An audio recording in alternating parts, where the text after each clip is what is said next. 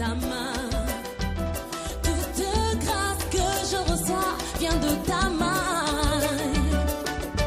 Oh, oh, oh, oh. Tu connais le fond de mon cœur, Seigneur, tu sais de moi. Quand je me lève, quand je marche et quand je me couche, tu m'as connu avant que je sois, tu m'as choisi du sein de ma mère, je l'affirme.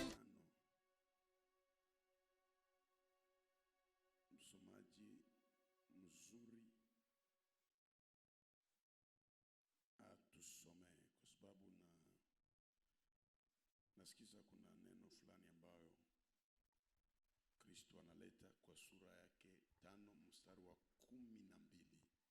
Luka 5 mstari wa 12. Amen. Tunasoma katika jina la Yesu. Amen.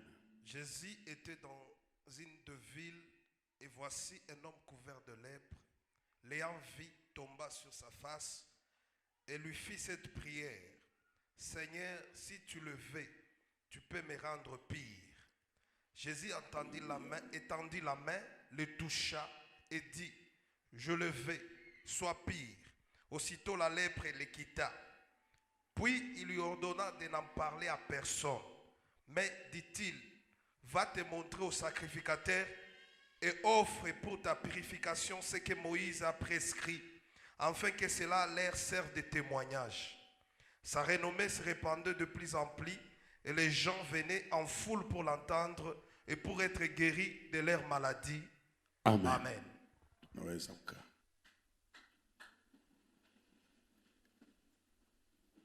Nguvu zinazo jificha katika maombi. Maombi inampa mtu kiu ya kusogea kwa Mungu sana na roho ya kuchukia maovu. Nirudilie unielewe vizuri. Maombi inakupa nguvu ya kusogea kwa Mungu au ya kupenda Mungu sana, lakini pia inakupa roho ya kuchukia maovu katika maombi. Maisha ya maombi inakufanya uwasamehe hata wasiojitambua, kwa sababu inakufunulia upendo ya Mungu zaidi, na alafu unadharau chuki za wanadamu katika maombi. Kama kuna kitu shetani anapinga vita sana, ni kumuona Mkristo amesimama kwa maombi. Ni kitu ambacho hakitaki. Ndio maana vikipangwa maombi, vikwazo vinainuka, vita inainuka, na jaribu inainuka. Lakini baada ya kushinda maombi, kuna neema inatokea. Kwa tafsiri nzuri, manake kuna ushuhuda inafuata. Unaweza kuishi na mtu miaka niliwafundisha humjui, lakini maombi inamfunua wazi. Jambo la kufuata, maombi inapigaka vita vya siri ambavyo wewe ulikuwa haujui, lakini katika maombi vinajionesha wazi na vinakimbia.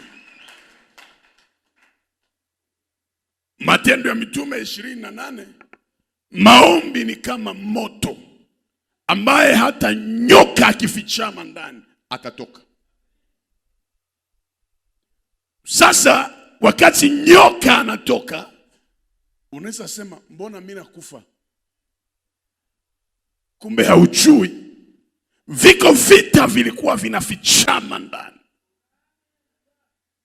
Sasa vingekuwa,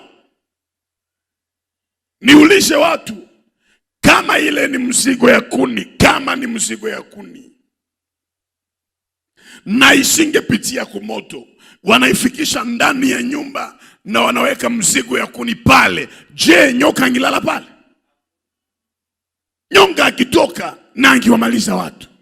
Lakini kwa sababu walipitishia kumoto, nyoka asingevumilia. Baada ya maombi marefu sana, wako rafiki nyoka, wako washirika nyoka, kuna uchumba za nyoka zinakimbia zenyewe, na unasema mbone maombi inaniletea vita? Maombi haikuletea vita, inafichua vita ambavyo vilikuwa vinafichama, na vile vita vinakuumiza leo, lakini kesho vingikuua. Naeleweka vizuri?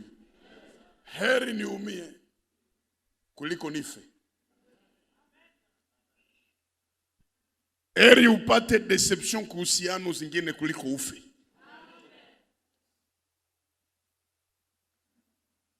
Heri ukubali kusingiziwa kuliko maisha yako ya huduma ishie pale.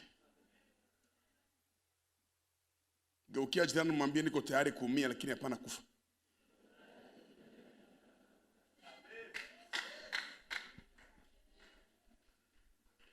Biblia inatuonesha Luka sura 5.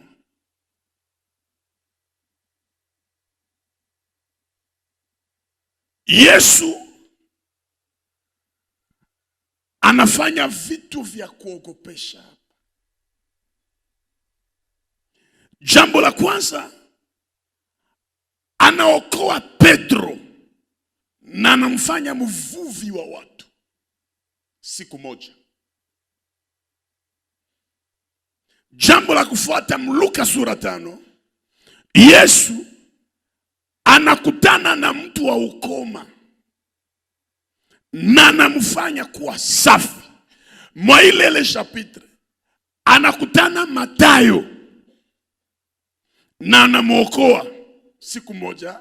Mwa ile chapitre anakutana mtu aliyepooza na anamponya. Kisha mwa ile chapitre anahubiri habari njema. Shairi moja, chapitre moja, lakini miujiza tofauti. Ni ibada moja, lakini ishara itatokea tofauti magharibi yale. Shairi moja. Soma Biblia yako vizuri. Nini ilifanya Yesu awatende wote mwa ile shairi moja? Wakati Yesu anakutana watu wenye shida sana mahali moja, inamuongezea speedite ya kufanya miujiza. Wakati anakutana watu ambao wako na swafu, kiu ya maombi, inamuongezea nguvu za kumwanga roho yake ndani ya watu, ili miujiza ifanyike ya ajabu. Naamini leo hataishia tu kwa Luka, kwa Petro, ataenda kwako. Nitasema hataishia kwa jirani yako, ataenda kwako mwa ile shairi moja. Na kukuwa na laga kusema Petro, nikitoka hapa naenda kwa Mathayo. Akimalizana na jirani, hata laga jirani, ataelekea kwako. Kwa sababu gani hata laga jirani? Kwa maana akilaga jirani hata shutuka muujiza yako, lakini ataenda kufanyia surprise ili jirani ajiulize bilikuwa aye, na wewe unasema na wewe bilikuwa aye. Hii mwaka tutashangalana katika jina la Yesu, maana kenye huyo atatendewa. Geukia voisin mwambie hata kulaga, lakini anakuya kwangu. Ningizama hapa lakini niangalie huyu mtu ambaye alipata kitu kinaitwa ukoma. Sema ukoma. Israeli ilikuwa na magonjwa mengi, na miongoni mwa yale magonjwa kulikuwa wakati walipata shida ya majipu. Israeli, hapana Misri. Majipu makali,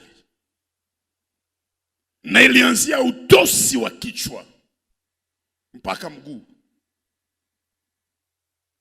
na ilikuwa laana ambayo Bwana aliruhusu wapate.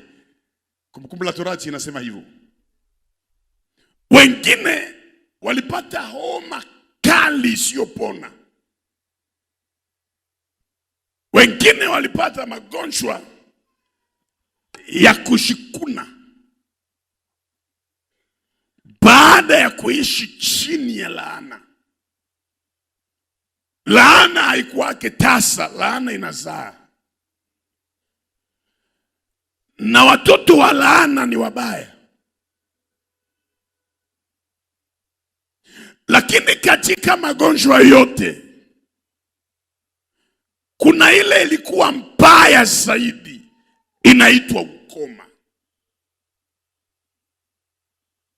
Hii magonjwa mengine ilikuwa inafanya mtu afe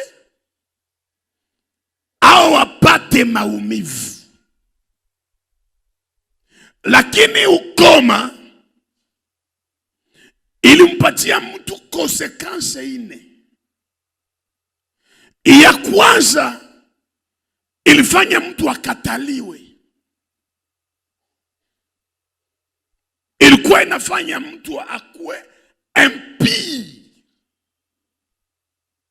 Kwa tafsiri nyingine manake awe najisi.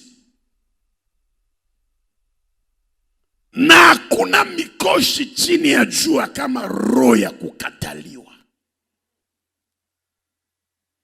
Roho ikitembea na weye, hata ufanye mazuri namna gani, unakataliwa.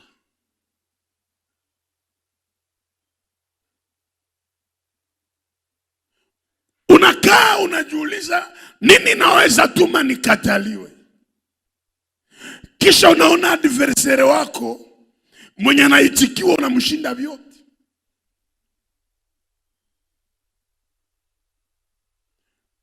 Unasema labda ni wachawi. Unajitahidi labda kwenda kwa wafumu kiujinga, njoo anakuongezea mikoshi ingine. Chochote unachotafuta hakikuheshimu sana.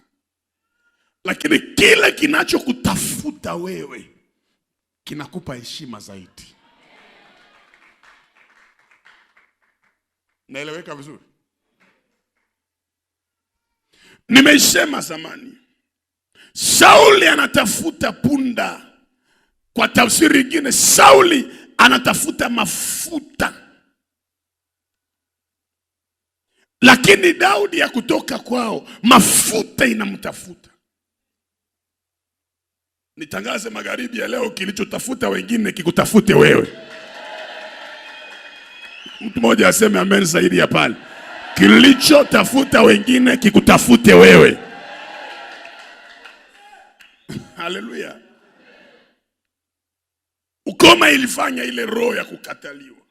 Roho ya kukataliwa kwa tafsiri nyingine ni roho ya kutokuwa na kibali. Kupata ndoa leo haiko shida ya sura. Zipo nyingi. Kusikilika leo katika huduma haiko shida ya kusema mzuri. Kukuba mwizi wanayua sema. Kupendewa leo kaka haiko kuyua kupanga verbe. Baeskuru njo wa kwanza kuyua chumbia. Kureshiri mwa hii dunia ya leo ni kibali. Mungu yepeke anakupa kibali. Kibali maana yake ni nguvu za kukubaliwa hata kwenye kikao cha adui. Na Bwana akupe kibali tarehe leo. Popote kwenye utaenda, ukuwe na kitu kinaitwa favor. Sema favor. Mtu wa kibali unaweza mpinga, lakini bibi yako anamsemea. Kisha ina create confusion mnyumba.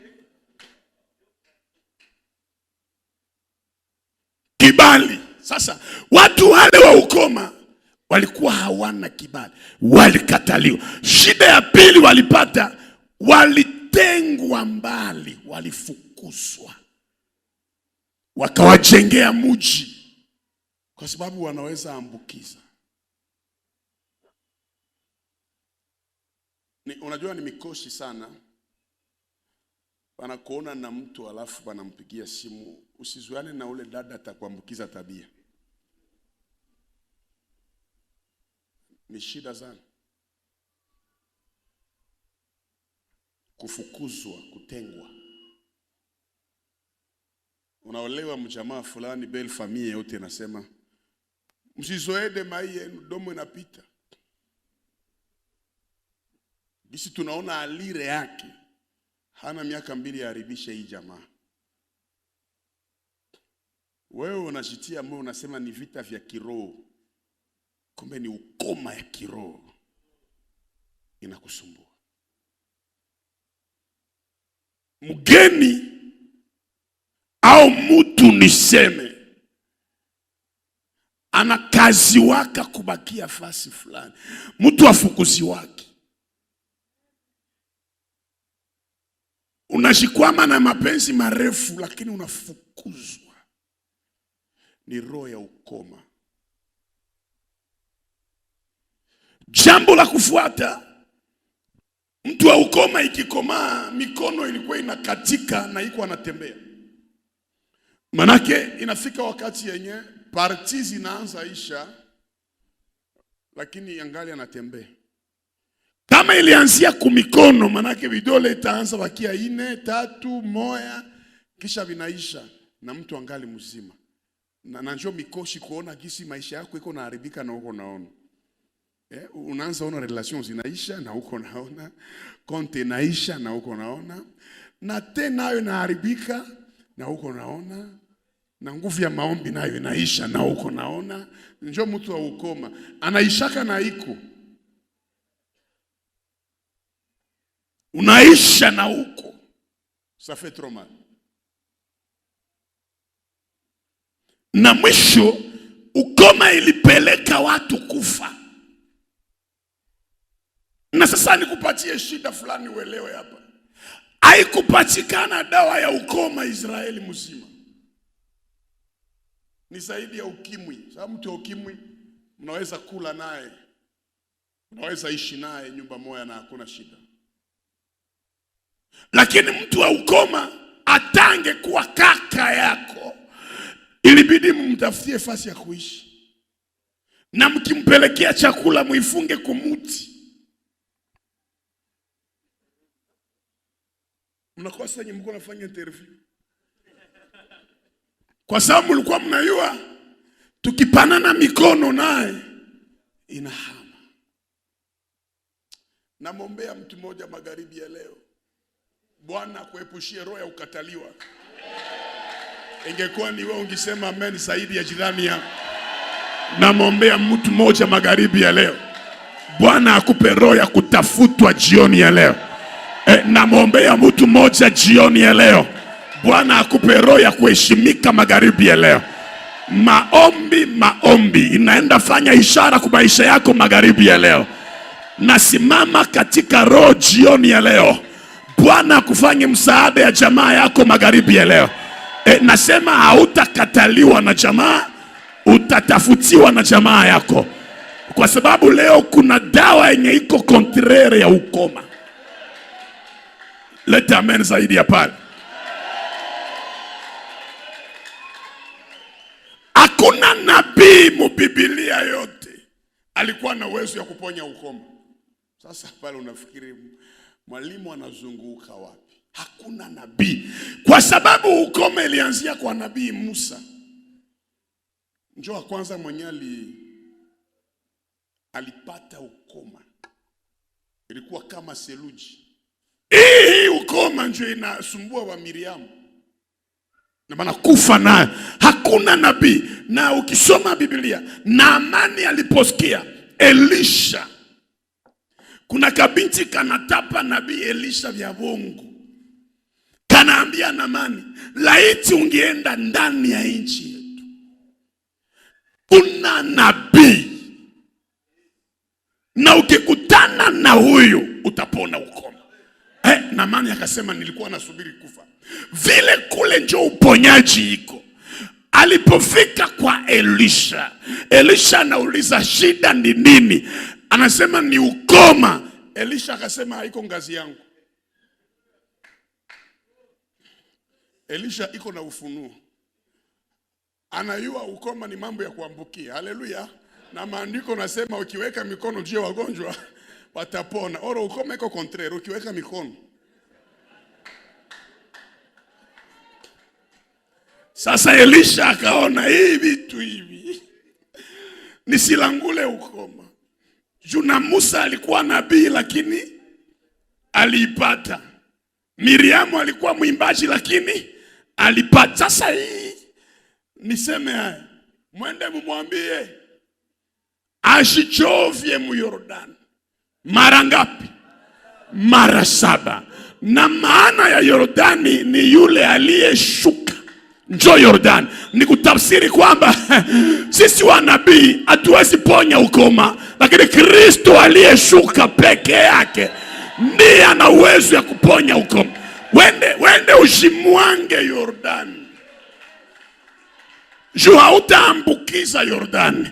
Maana yake Naamani akashuka kwa yule aliyeshuka. Ambia voisin, ambia shuka mu Yesu, acha fiere. Vitu vyenye manabii hawatafanyaka Yesu anaweza fanya. Vitu vyenye jamaa ilishindwa Yesu anaweza fanya. Namwambia mtu mmoja kenye kapasite yako ilishindwa Yesu anaweza fanya. Nipe amen mara 3 zaidi.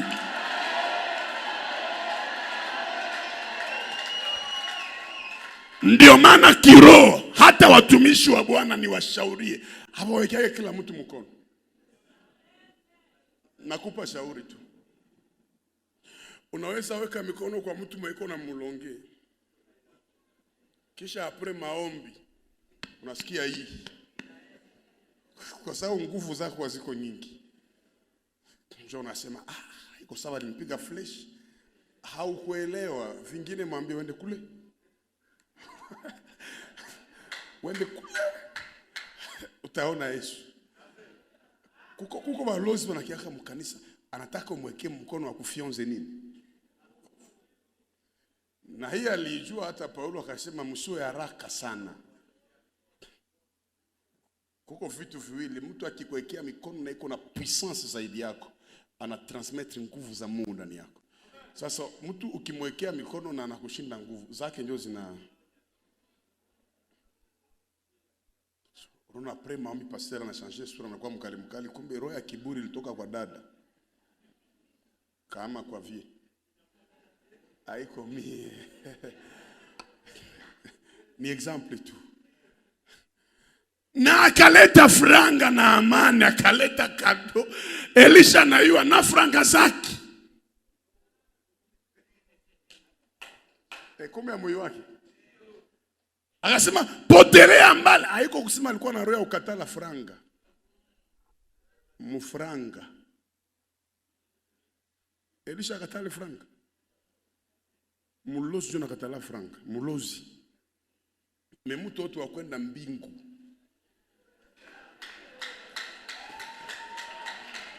Mutu narudilia, mutu watu wakwenda mbingu ana urafiki wa karibu na pesa.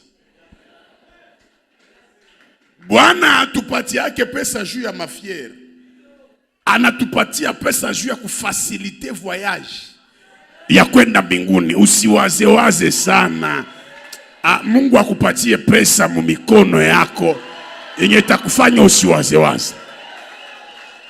Naamani mwenye iko na buro Gehazi wa buro ya pesa akaenda langula pesa, kumbe akasahau kama mu pesa munaweza kuwa roho za ukoma.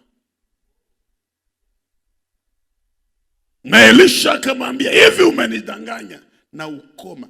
Usiangalie makado za mtu, lakini uangalie mnafichama nini. Niko naeleweka vizuri? Inalumaka sana uko na ubiri kisha mtu ananyotana mtu ndiluzia vile kiatu. Kuna mtu anaweza kupa pesa dada ili anunue nyota yako. Sasa wewe unapiga kifua, nishapata lumwanga. Subiri utaisha, utafika nivu yenye uko tu mwekunda mnakusalimia munji. Paka unakuwa unajiuliza inakuwa nini? Paka unaanza chumbia sasa. Na mnachumbia na kukonsei. Anakuambia sasa nilikuona nilikurespekti. Bio unaniambia. Tena unaangalia na ni mpagani. Na anakuambia wewe uliniambia vraiment. Naona hauko sawa. Kumbe nyota ikienda unakuwa epavu. Kila fille lesbienne ni epavu. Kwa sababu nyota ni maiti ambao watazika tu na haina heshima tena. Msiigeigi. Usemewa uongo lakini usiwe pale. Wewe peke tu unaona bwana kidogo $100, kidogo 500. My crazy ya corona. Kwa sababu huna mawazo unasema Mungu adadi iko na tena. Mungu wangu njoo alete watu ya hivi. Na wanakufanya usharati unaleta pesa ya chakumi tunaikula. Unataka nini? Unataka nguvu za usharati zifanye nini? Kwa sababu Mungu anabariki kazi ya mikono yako vizuri. Unapashwa jua hii kitu haiwezi kusaidia hapo. Usilete ile sadaka hapa. Mtu mmoja yuko hapa aseme amen. Usitumie mwili yako ikupe fedha, tumia akili yako ikupe fedha. Tumia neema ya Bwana ikupe fedha, usiuzishe maisha. Niko naeleweka sieleweki? Na ndio pale niliwaambia unachumbia fia na kulomba franc. Huyu amezoea maisha ya kuiba. Ni mambo ya kuelewana tu, haiko mambo ya kuibana. Na nasikia vijana wangu.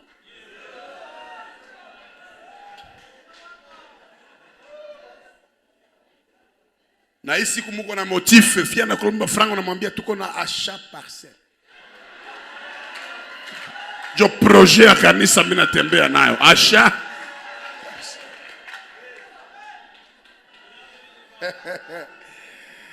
Jehova asaidie hawa mabinti hawa. Mwache kutegemea mifuko ya vijana, nyuma kuna mazarao.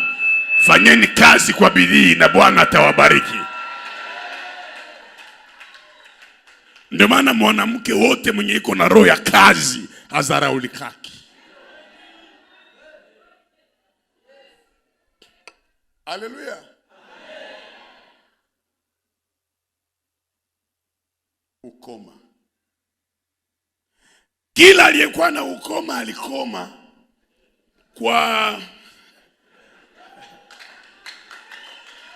kwa ile roho ya kuachwa, ile roho ya kusingiziwa.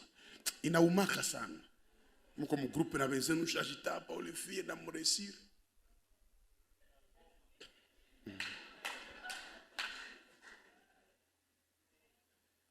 Anakuambia kaka ukufunzwa.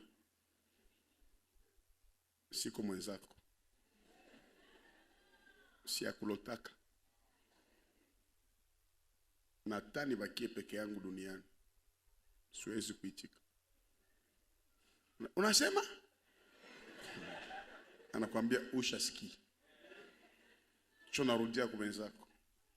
Alisema bo.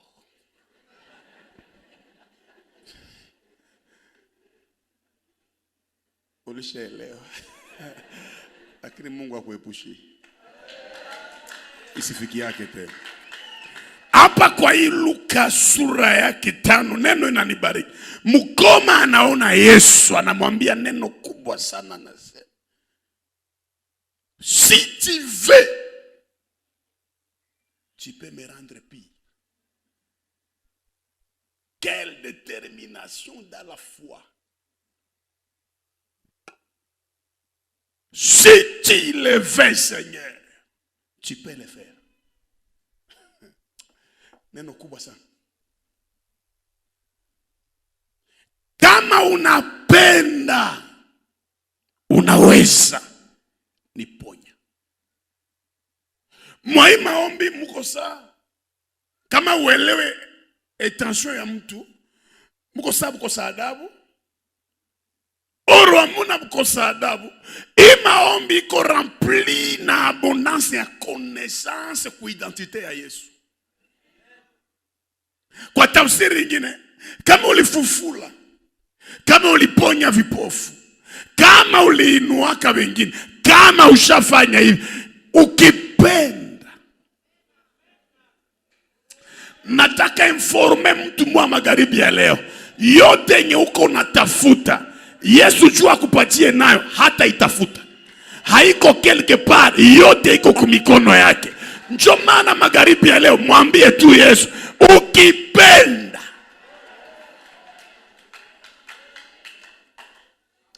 Weka mkono juu, sema Yesu, ukipenda hata leo tu. Anakosa nini? Yeye peke anajitapa pesa na dhahabu.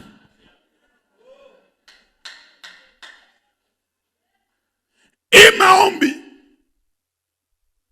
tutaiomba Yesu leo, lakini kisha 5 familia yako itakuomba hii maombi. Itakwambia kama unapenda unaweza tuzia nyumba we. Maana yake bataona tayari ulishakuwa na kila.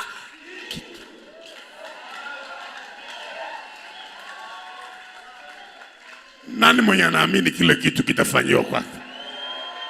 Si tu veux Seigneur, tu peux me rendre.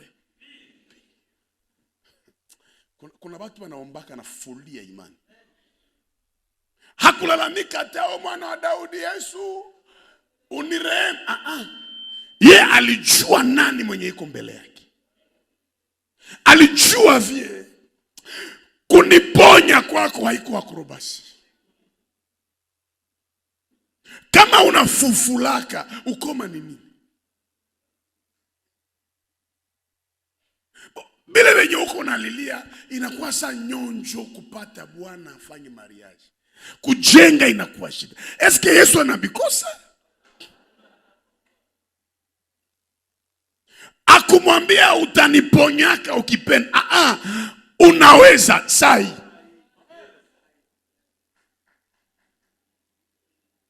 Mwenye anakuambia vile mbele ya watu anakutia mudefia kwa kompli. Na Yesu hakuwa yeye peke. Na watu walikuwa pale. Oro yetu wa kwanza kupenda sifa.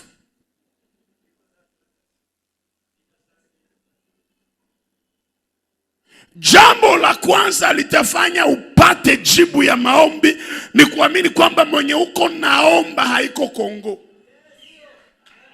Yenye assemblée itaikala kwanza. Juba résoudre problème ya Buhene. Mungu haiko vile. Hata ikalisha watu. Jua changer maisha yako. Mungu haiko Etats-Unis. Hana assemblée. Matatizo yenu ni kwa sababu mnamuomba Mungu mnayemshakia. Amujui chochote kuhusu Mungu. Ndio maana ukipata magonjwa, jambo la kwanza ukimbilie kingine isipokuwa kwenda kudawa. Ni sawa kwenda kudawa na ruhusu, lakini kimbilia Mungu kwanza. Ndio maana ukipata shida unaona wajomba kwanza kuliko uone Mungu wa mbinguni. Bwana akisema atakubariki, haruhusu yeyote mjamaa yako kukubariki. Anafungaka wote mikono. Njoo unahangaika upate kitu mpaka urudie kwake. Weka mkono juu, sema Yesu, ukipenda leo maisha yangu inaweza badilika.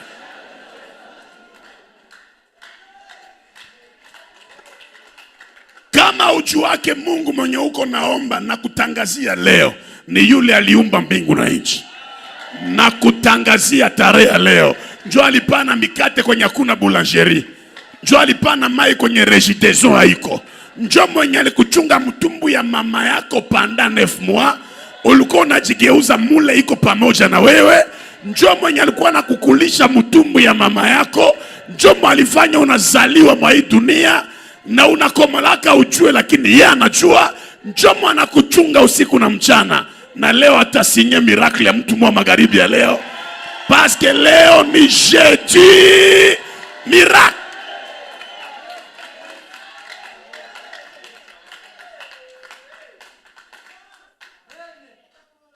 Si tu levais, tu peux laisser faire, Seigneur. Unakosa nini? Mmoja aseme amen. Mtumishi wa Mungu Shemasi amwikalishe kule. Kama unapenda, hapana nikwambie kama mama yako anapenda. Haiko kusema kama adui yako anapenda. Hata kusema kama sheria, kama Bwana anapenda. Mpendo, unanisikia magharibi ya leo? Mungu hatauliza avi ya adui yako. Hatauliza maneno watesi wako waliongeaka juu yako. Leo magharibi Bwana atasinye kontra ya kazi na heshima yako. Leo magharibi. Niulizie Mungu, mwambie unakosa nini?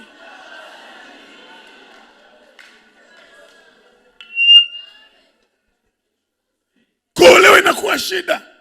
Kujenga inakuwa shida. Mwaka inaanza tena, roho anasema uvumili. Roho gani mwenye ajua kama natabanika? Mambo mengine ndi kumwambia roho. Leo roho, nikuone maisha yangu.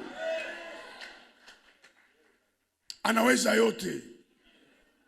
Roho anaweza kutoshea maisha mukao, munea, anakupeleka yulu mugrandere acha.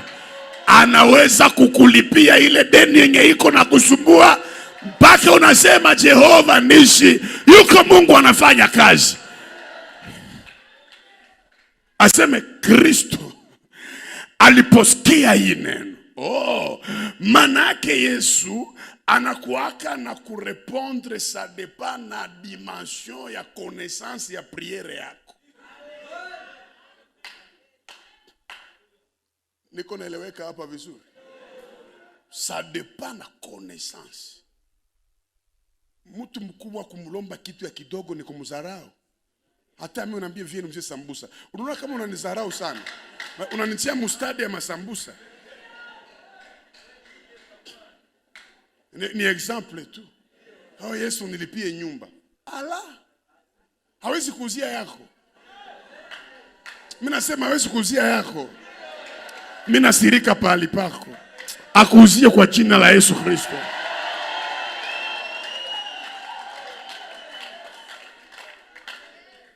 Minjo tu ni utana Rais Kisekedi, mheshimiwa niulize hitaji yangu, rais hata lala. Ndampiga hitaji kushinda biji ya Kongo. Kwa sababu mimi najua uwezo wanao. Uko na fiancé mwe uko na mwae, alafu kwenda mlomba $5. Fanya samblata ya 6 mois. Mais siku atapata hitaji, anarudia kwa Mungu.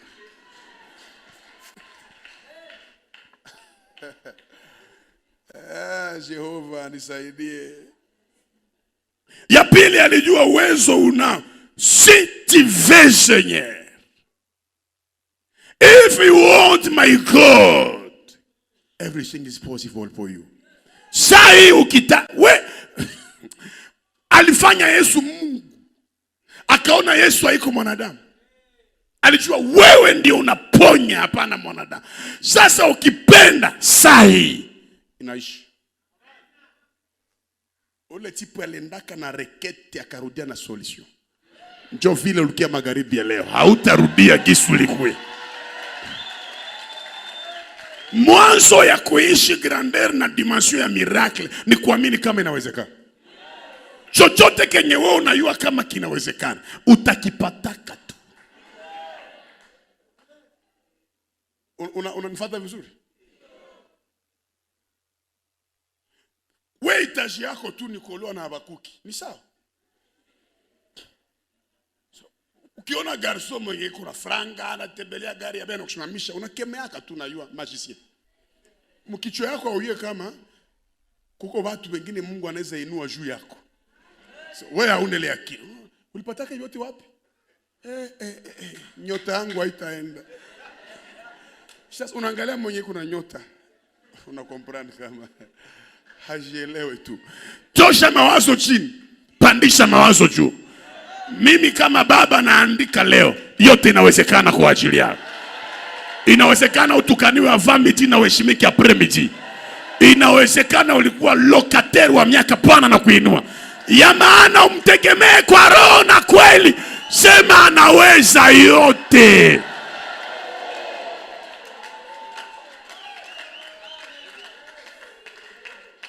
Nani mwenye anaamini maombi? Sema maombi, maombi. Haitaniacha gisini.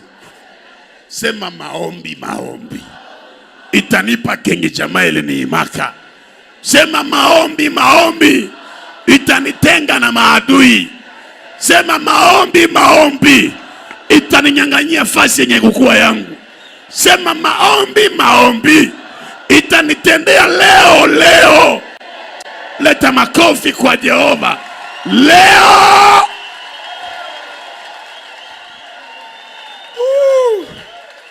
Oh my God. Oh my God.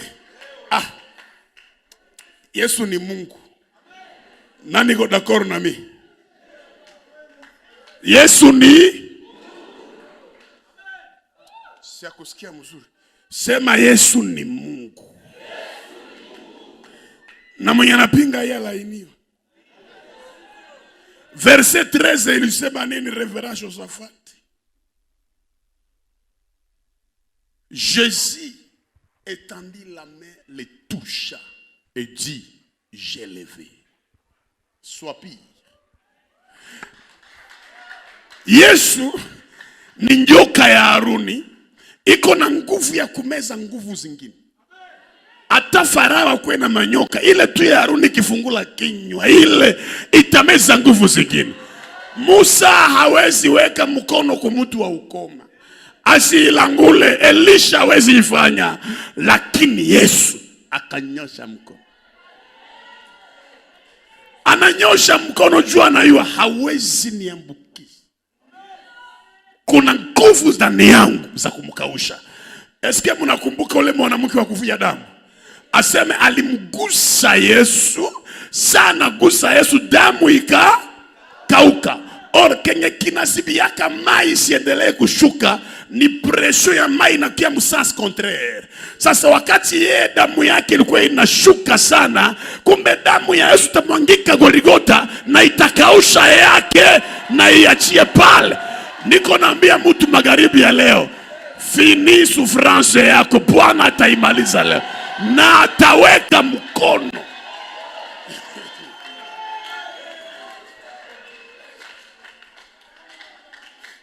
Hii ni neno kubwa. Elisha aliambiaka Naamani nini? Manake Elisha akasema mimi napenda uzima yangu. Hii vitu ya kuambukizwa I'm not ready. Lakini Yesu yeye akafanya kitu kikubwa. Kaweka mkono. Kisha akamwambia je levé. Sois pire.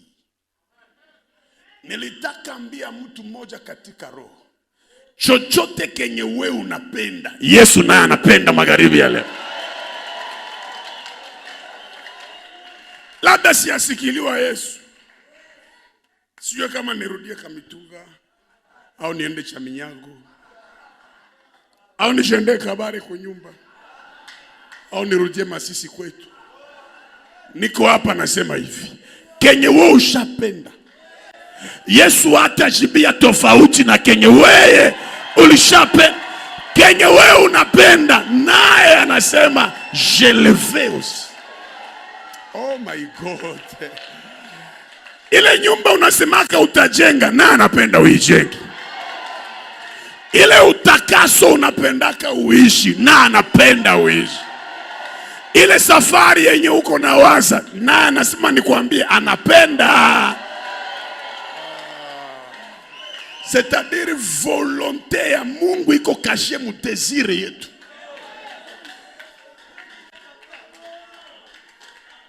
Nani mwanasema amen? La volonté du Père est cachée dans nos désirs.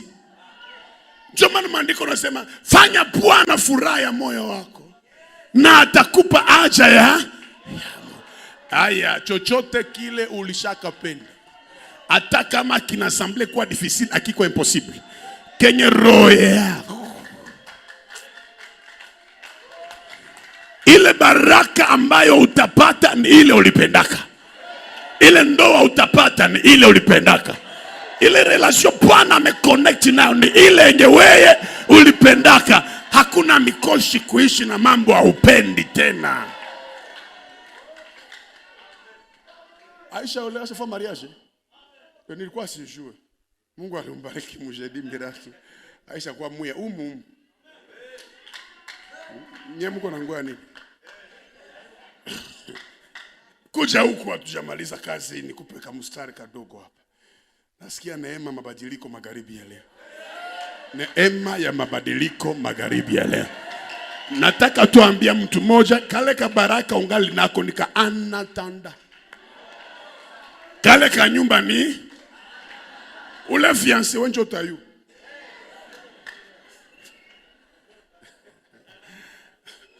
Ile kazi uko nayo ni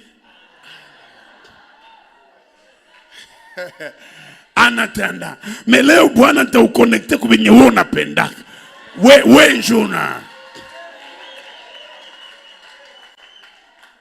Akamwambia swapi. Pale pale ukoma ikakauka. Pale pale ukoma ikaishi. Sasa nisikilize. Akampatia condition ya nguvu. Kamata action de grâce. Unaona kama kwanza leo. Aba Kristo ya mpya njoo uko na domo kufranga. Njoo amuye connaissance. Yesu njoo anasema. Ni Gabriel. Bayuwa leo anasema hey nakwambia kulipishana. We.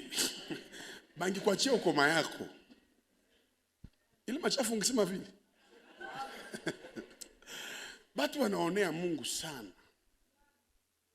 Anamwambia vizuri. Juu ya hii uponyaji yako na kusafishwa yako, kamata sadaka. Usinipe mimi. Wende kwa makuhani. Wapelekee sadaka. Ninyi watu ya machumba maombi muko saa Yesu. Mponyeshe watu msukume sadaka. Muko njoo maele. Kule na unatabiri. Mwanangu unapeleka wapi?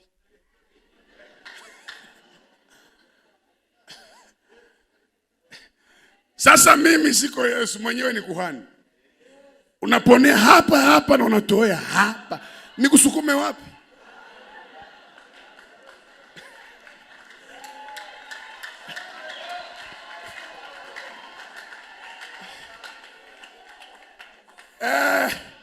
Shida yangu mimi nakuwaka wazi sana.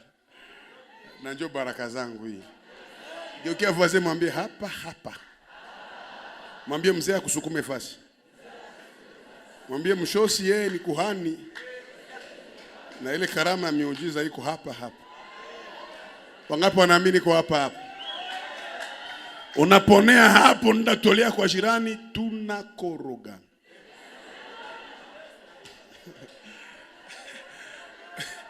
Yaani pale unafanya nichukie kazi ya Mungu.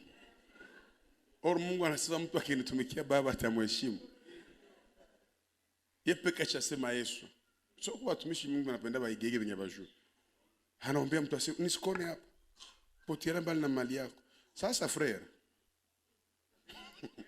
Yesu anakuambia fedha na dhahabu.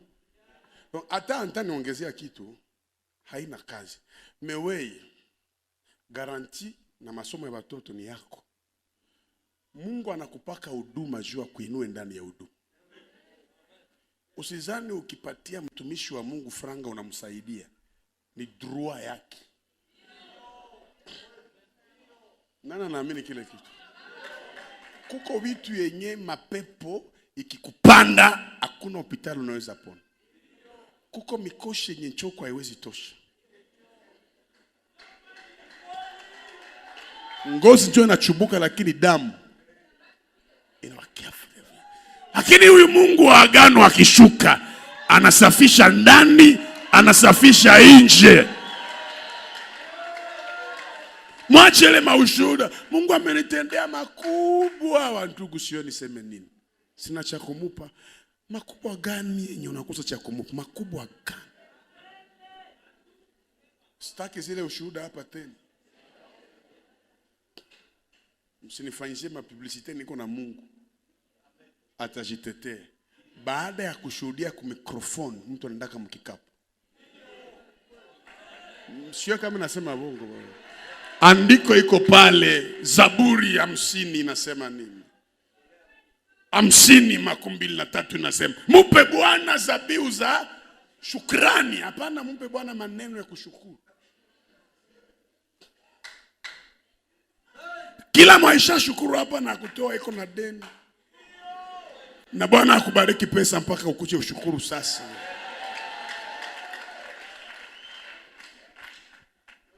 Niko naeleweka au sieleweke hapa? Niko nakupa misingi pole pole. Watumishi washapenda fedha. Uona ichuki. Sisi hatupendi fedha, tuna kazi na fedha. Mwambie vie kuna kazi na fedha. Wangapi wanajua kama kuna kazi na fedha? Sipendi fedha.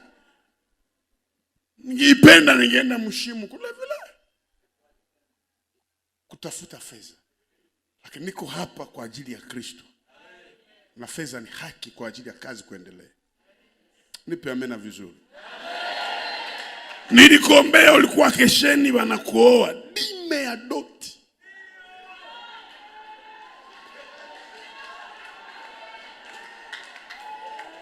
Mushana na kufete. Jua nisende kufete. Ni interdina ni njia kutafuta kuleta dime huko. Lakini magumu ni kwamba hamkumbukaki. Na mtapenda kanisa ikusaidie na wewe hakuna kitu kufanya juu ya kanisa. Fini la recreation. Akapelekea makuhani sadaka. Makuhani makashtuka, sasa nini hizi? Hasa nimepona.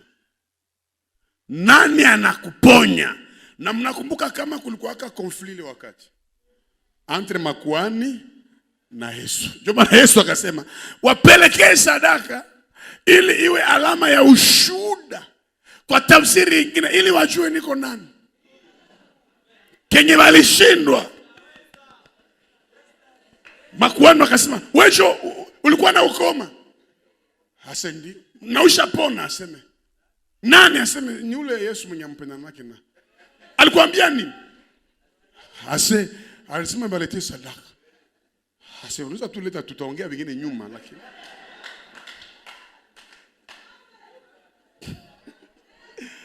Yesu akaanza kulisha franga na bampenda. Ni Mungu. Na anastahili.